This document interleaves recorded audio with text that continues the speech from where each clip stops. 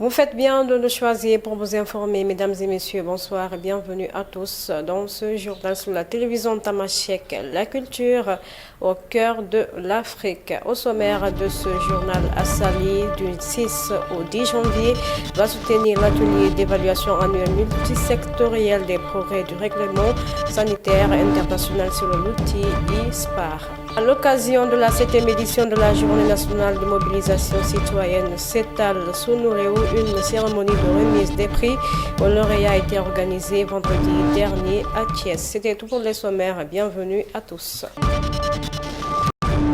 L'atelier d'évaluation sectorielle des progrès du régiment sanitaire s'est ouvert à Sali. Cet événement qui va se dérouler du 6 au 10 janvier vise à présenter le rapport annuel selon Dr Ousmane Sissé, directeur général de la santé du Sénégal. Il y avait des acquis, mais tout n'était pas au beau fixe. Nous sommes là pour l'atelier d'évaluation multisectorielle des progrès du règlement sanitaire international selon un outil qui est le ISPAR.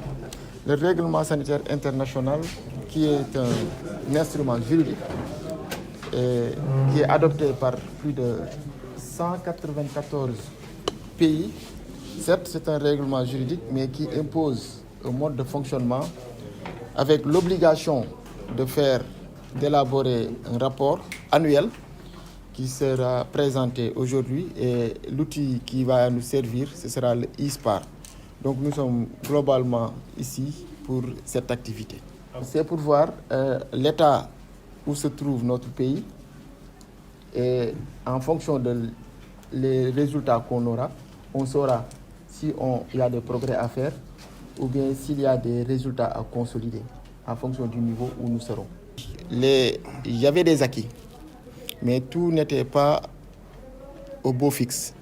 Il y avait des lacunes, il y avait des choses à améliorer, et tout ça sera revu et mieux amélioré pour mieux répondre, pour être plus résilient lorsqu'une pandémie va se présenter à nouveau devant nous. Donc c'est essentiellement ça le but, savoir ce qu'on a déjà fait de bon, ce qu'on a fait de moins bon, pour pouvoir être plus performant dans l'avenir. Donc détecter plus rapidement, mais aussi réagir plus efficacement face à ces situations. La cérémonie de remise des prix aux lauréats du Challenge CETAL Sonobox, lancée dans le cadre de la 7e édition de la Journée nationale de mobilisation citoyenne CETAL Sunureu, s'était tenue vendredi dernier à Thiès. À cet effet, le ministre de l'Urbanisme, des collectivités territoriales, de l'aménagement des territoires, Bala Moussa Fofana, a remis le premier prix au quartier cité Lamy. Je voudrais à l'entame de mon propos vous souhaiter une bonne et heureuse année 2025.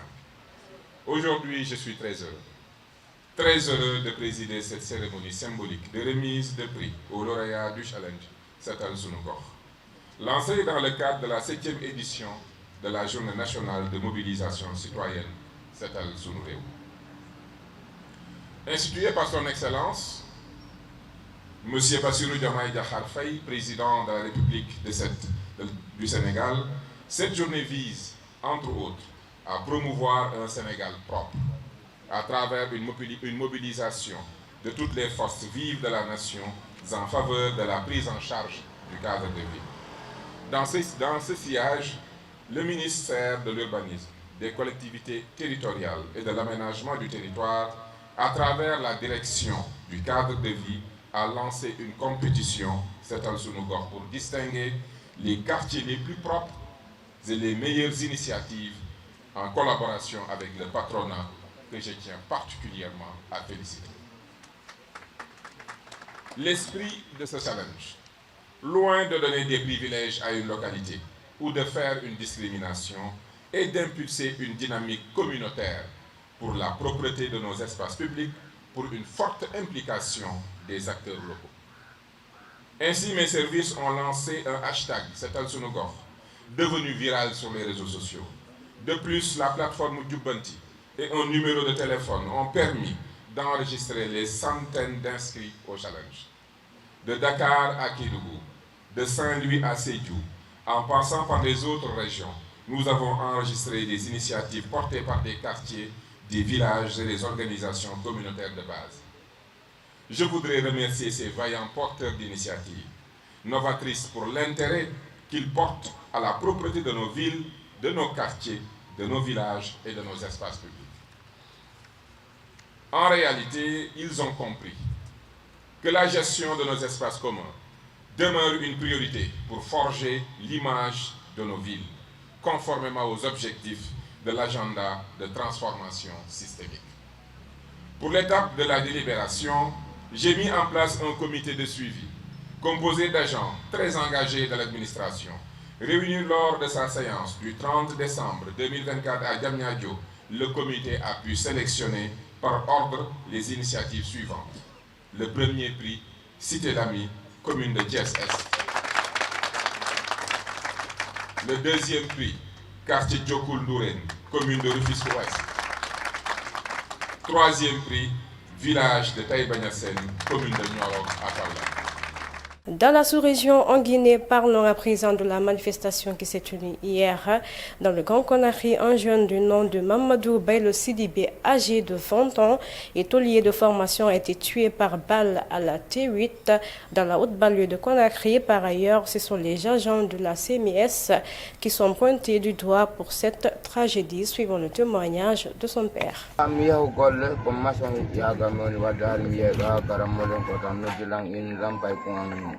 Noddimo ɓe pay ko ngam no hawra e muɗum ka laawol.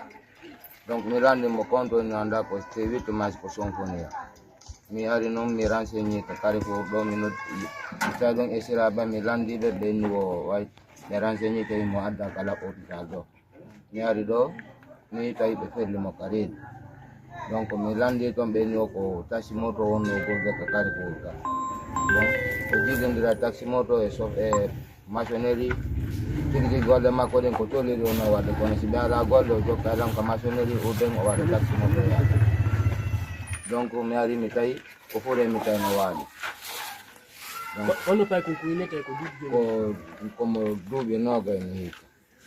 Ono inete ko Mamadou Bailo Sidibé. ko honɗum mon pay konko ko ɓiɗɗo am gueɗal jomo reedu ko min heeɓi mo.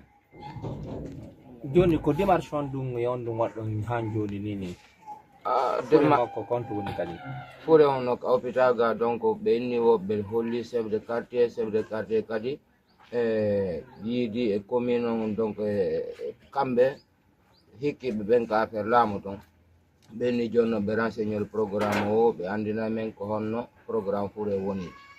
Donc ko ɗum ɗon men jooɗi ɗo ni habbi ɓen heeɗiɓe. Donc docteur ɓe ɓen kamɓe occupike e murandum e wakkilike yeru maɓɓe on. donc on confirme na men ɓiɗɗo mon ari ko na manifestation mo woni waɗe. Mi wawata yenude sur puisque on tii koye wolugo mi andi ɗo himo gollude ɗon. Donc o yalti golle bimbi mi waynodir bimbi hammo ƴonno kikiɗa mo ƴoni baba mi yaha hande ka garage. Min niya ko garage yata ka ko taxi moto ni si ɓe ala golle waɗa taxi moto yaga wata o jooɗo ni min ma joni toujours yo Allah reenu mi wandire ɗum ɗo min ɓay hari golle ɗuuɗa kan hande haɗi min yahata tawi min golle ɗuuɗa si golle ɗuuɗa min nayi yo waɗu birkol no heɓira mbuuɗi ha kamɓe kadi ɓe heɓa golle. Donc ɓe noddiranno min ka golle ɓeni ɓe fellimo T8 ga. Au Burkina Faso, la Banque de l'Union Burkina Faso a soufflé sa 10e bougie. Jeudi dernier à Ouagadougou, à cet effet, une cérémonie de passation de service entre le directeur sortant Amadou Alaï Sankaré et le nouveau directeur Omar Kanté a été organisée après 2 ans à la tête de l'institution. Amadou Alaï Sankaré laisse derrière lui un héritage de réalisation et de défis surmontés. Ce fut un honneur, un privilège de diriger cette institution, un pilier du développement économique de nos pays, et de travailler avec des collaborateurs compétents, dévoués et des partenaires professionnellement engagés, passionnés, qui m'ont accompagné dans cette aventure.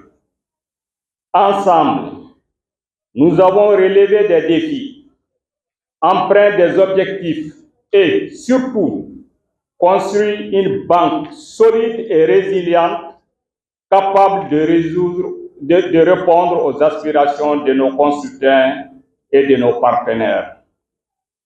Parmi les réalisations qui me tiennent particulièrement à cœur, l'expansion des services pour promouvoir une inclusion financière plus large, notamment auprès des populations à revenus intermédiaires, le financement des projets structurants qui ont contribué au développement durable et à la création d'emplois, la mise en conformité de la banque avec la réglementation en vigueur par l'adoption des différentes politiques et procédures, le rebranding de nos agences et le renforcement de la visibilité de la banque pour un meilleur ancrage sur le marché national.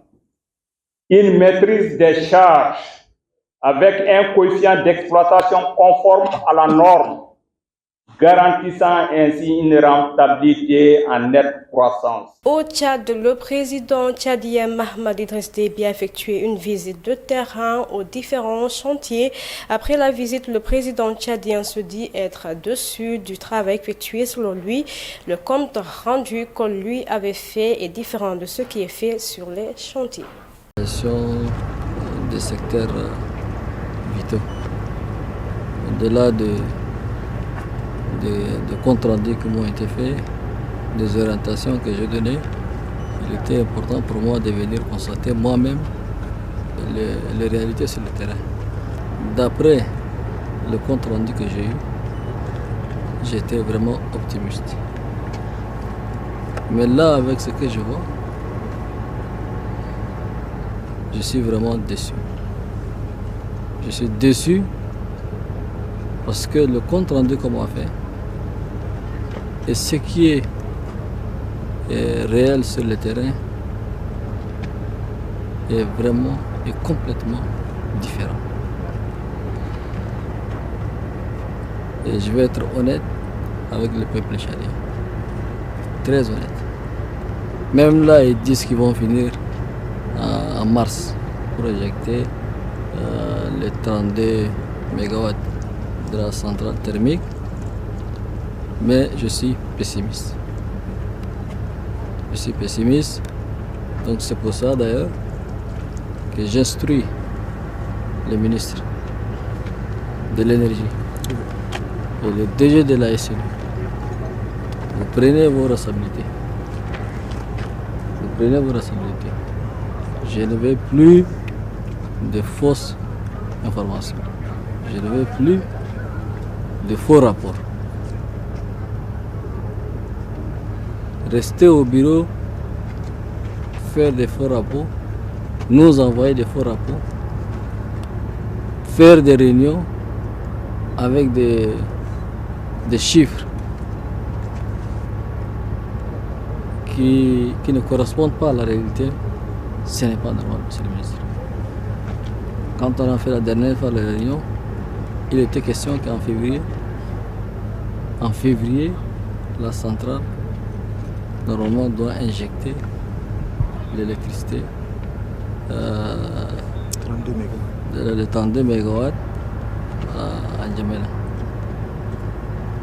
Mais là, ce que je vois, ce n'est pas le cas. Et ça, c'est pas normal. Et ça, c'est pas normal. Actualité internationale pour finir, lors de la conférence des ambassadeurs et ambassadrices, le président français Emmanuel Macron a abordé le type de nouveau partenariat qu'il entend développer sur le continent africain. Cependant, Emmanuel Macron a reproché aux pays africains de ne pas avoir dit merci pour son action contre les groupes terroristes aux sols africains. Et ces nouveaux partenariats que je veux évoquer le continent africain. Et je veux le faire là aussi avec beaucoup de reconnaissance pour tout le travail que vous faites et de clarté. D'abord, nous avons un agenda qui doit sortir en quelque sorte des obsessions du passé.